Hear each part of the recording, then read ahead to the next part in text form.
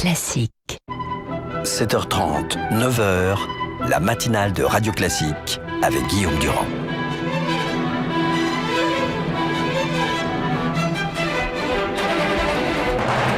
L'invité politique sur Radio Classique et LCI. Bonjour à vous tous, nous sommes avec Claude Barthelone, qui vous le savez, le candidat socialiste pour ces régionales dans la grande région Île-de-France. Merci d'être ici, on va parler évidemment de la situation politique. D'abord, est-ce que vous trouvez normal que le ton se durcisse à un mois pile ? Je parle là des propos de Nicolas Sarkozy et de Manuel Valls, l'un contre l'autre, et parfois d'ailleurs des vôtres à l'égard de Valérie Pécresse qui vous répond aussi. Est-ce que c'est normal ? Lorsque vous avez des attaques insupportables, lorsque l'ancien président de la République parle d'autorité de l'État, lui qui a supprimé 17 000 postes de gendarmes et de policiers, qui a quelques difficultés avec la justice, à un moment donné, trop c'est trop. Et je pense qu'il est bon aussi pour la démocratie de remettre les points sur les i. Lorsque, dans le cadre de la campagne des élections régionales, mon adversaire ou sort des contre-vérités ou essaye de mettre en avant des choses qui n'existent pas, il est normal de répondre.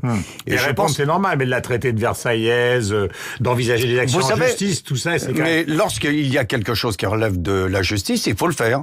Lorsque l'on essaye de... Mais bien entendu, c'est fait. Lorsque un de ses collaborateurs essaye de me faire passer pour un djihadiste, il est normal que j'aille devant les tribunaux. Et lorsque quelqu'un essaye de salir un département populaire comme la Seine-Saint-Denis, disant « et qui mieux qu'une femme pour faire le ménage ?» Eh bien, à un moment donné, je veux savoir à quoi ça représente. Qu'est-ce que c'est que ces attaques ? Est-ce que c'est parce que le département est un département où il y a des pauvres, des immigrés et leurs enfants ? Donc, s'il y a des choses qui doivent être précisées, pour le bien des classes populaires et de ceux que je veux défendre, je suis prêt à le dire avec quelquefois des mots imagés comme la Versaillaise. Est-ce que vous ne considérez pas que tout ça risque quand même à terme de faire le jeu du Front National ? Non, je ne crois pas. Dans ce contexte-là, et c'était la réflexion de Guillaume Tabar ce matin. Non, je ne crois pas. Je pense qu'à la fois, il faut se faire respecter dans une campagne électorale, et puis après, il faut aller dire aux électeurs que vous voulez mobiliser les raisons qui vous amènent à être candidat. C'est pour ça. Là, on parle de l'écume. Moi, pour la plupart du temps, je parle de la sécurité des femmes, je parle de l'amélioration des transports, je parle de nos lycées, de ce besoin d'égalité. Et à ça, elle répond un bilan catastrophique concernant Jean-Paul Huchon, à ça, elle répond le parachutage, à ça, elle répond... Écoutez, parachutage pour quelqu'un qui a toujours grandi dans l'Île-de-France et qui la vit, l'Île-de-France, je pense pas que ce soit exactement le terme le qui provenance convient. de l'Assemblée nationale, en plein milieu, disons, d'une... Mais je pense que c'est... d'une bataille qui pouvait être perdue éventuellement par la gauche. Mais je pense que c'est quelque chose de bien. Vous imaginez quelqu'un qui est président de l'Assemblée et qui est capable de dire aux habitants de l'Île-de-France, moi, je quitte le perchoir parce que votre vie m'intéresse. Et je veux être à vos côtés pour pouvoir installer l'égalité. L'égalité de tous les jours, pour les transports, pour les lycées, pour le développement économique, pour l'égalité homme-femme. Franchement, c'est plutôt quelque chose que je trouve de courageux et valorisant pour la région. Est-ce que vous êtes certain d'un bon report à gauche, Claude Barthelone ? Parce que la grande question, puisque les sondages sont extrêmement serrés, c'est une des régions de France où ça va se jouer à rien. Vous le reconnaissez d'abord que ça va se jouer à rien ? Bien sûr, ça va jouer à rien, et c'est vrai qu'il y a une chance pour la gauche et les écologistes de gagner si nous avons la capacité d'améliorer nos reports, si nous sommes en mesure d'améliorer les choses pour ce deuxième tour. Mais je vais vous dire une chose, je suis plutôt optimiste. Pourquoi ? Parce que cette région, nous l'avons gérée ensemble, y compris dans une période où nous avions des désaccords par rapport au gouvernement. Et croyez-moi que ce sera plus facile de rassembler les écologistes, les communistes et les socialistes que monsieur Dupont-Aignan, l'extrême droite, et la candidate de monsieur Sarkozy. Vous savez, moi, je regarde les propositions des uns et des autres.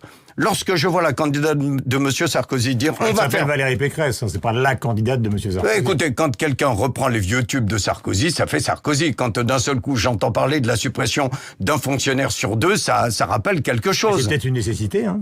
Mais vous savez, à la région, les fonctionnaires, pour la majorité d'entre eux, ils sont de catégorie C. C'est-à-dire que il y a eu une arrivée importante de fonctionnaires à la région en termes de responsabilité, qui sont celles et ceux qui préparent les repas dans les lycées, qui font fonctionner les lycées, qui les réparent.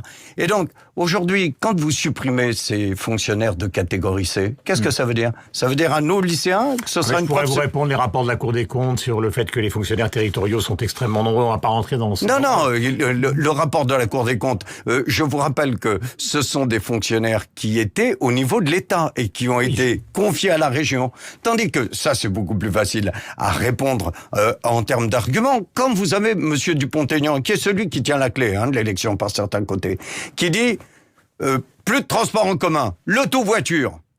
C'est à lui qu'il faut poser la question de savoir quelles sont les contradictions qui existent entre une droite dure que représente Madame Pécresse, une extrême droite et une droite extrême. Et ça, croyez-moi, que ce sera aussi un des éléments qui permettra d'imaginer ce que peut être le deuxième tour. Claude Barthelone, nous sommes en direct, beaucoup de gens s'interrogent sur ce que va décider la gauche concernant justement, je ne parle pas simplement de l'Île-de-France, mais là au plan national, sur l'éventuel deuxième tour. Est-ce que vous, à titre personnel, vous êtes favorable au fond à ce que les électeurs de gauche dans leur ensemble vote dans le Nord pour Bertrand ou dans le Sud pour Estrosi, si jamais, je dis bien si jamais, au second tour, il faut ou pas faire barrage au Front National? Vous savez, moi je suis un combattant. Je ne suis pas là pour décrire le jour d'après. D'abord... C'est dans un mois. Mais justement, vous savez très bien que pour une élection, c'est bien souvent dans les 15 derniers jours que les électrices et les électeurs se décident d'aller voter. Donc la cristallisation n'est pas faite. Mais pas encore. Ni dans le Nord, ni dans le Midi. Mais pas du tout. Ce qui fera l'élection, c'est le retour de l'envie d'aller voter. Et moi, je le dis, aujourd'hui... Donc les abstentionnistes sont à gauche. Une grande partie, regardez en nombre de voix, au moment des municipales comme au moment des départementales. Ce qui nous a amené à connaître de mauvais scores, c'est qu'une partie de notre électorat n'a pas voulu venir voter. Et aujourd'hui, je leur dis, voilà, à la fois les choses s'améliorent au niveau national, mais les régions doivent être des accélérateurs d'espérance. C'est pour ça que je passe mon temps à parler de transport, de sécurité des femmes, de lycée, de développement économique, d'environnement, parce que nous devons réussir à réinstaller cette espérance démocratique, cette espérance dans l'avenir. Mais qui va décider finalement puisque nous en conversons, qui va décider de ce qui se passera pour le deuxième tour? Le président de la République, Manuel Valls.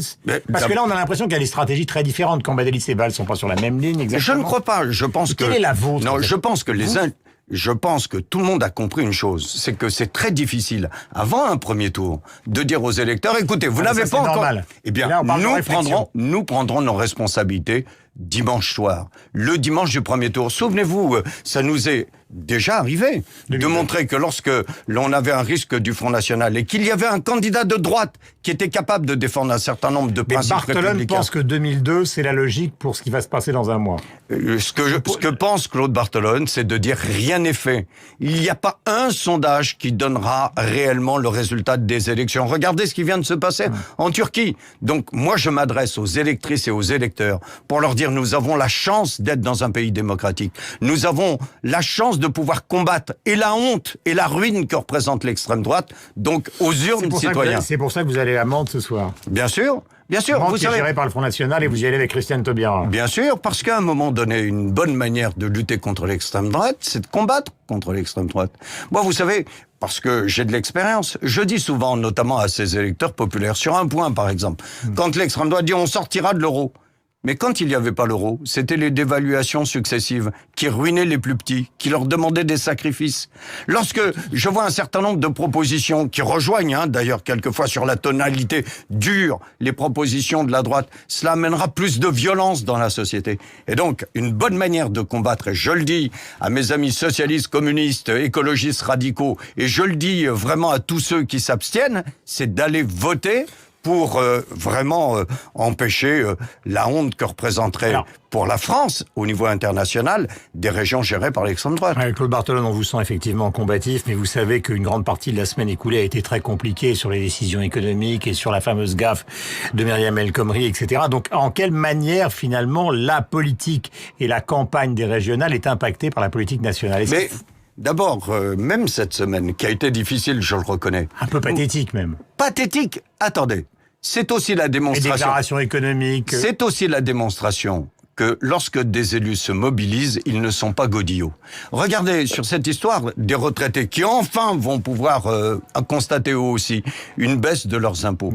Depuis 3 ans, on nous disait, et l'administration de Bercy nous disait, vous en faites pas, la décision de la suppression de la demi-part pour les veuves voulue par monsieur Sarkozy n'aura pas de résultat négatif.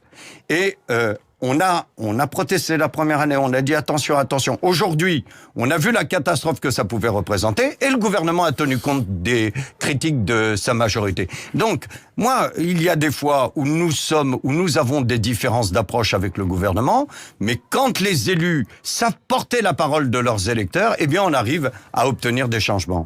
Si vous gagnez, vous êtes donc président de région. Si vous perdez, vous faites quoi ? Eh bien, si je perds, j'ai eu l'occasion de le dire, moi, mon mandat de président de l'Assemblée, je le tiens des députés socialistes. Donc, je remettrai mon mandat entre leurs mains. Vous perdez et vous recommencez. Enfin, vous revenez à l'Assemblée. C'est eux qui le choisiront. C'est eux qui le choisiront. Je leur dirai, voilà, j'ai mené campagne, les socialistes rassemblés, parce que je vais vous dire une chose, si je suis candidat, c'est qu'une très grande majorité, si ce n'est l'unanimité des socialistes, m'a demandé d'être candidat pour cette région que j'aime. Et je leur dirai, maintenant, c'est à vous de juger ma campagne. Merci Claude Barthelone d'être venu ce matin donc sur l'antenne de Radio Classique et de LCI. Bonne journée à vous et donc meeting ce soir. Merci de m'avoir accueilli. À Nantes, dans un instant, Sophie Paolini, on va retrouver nos amis de LCI en direct, évidemment. Bonne journée. Vous mettrez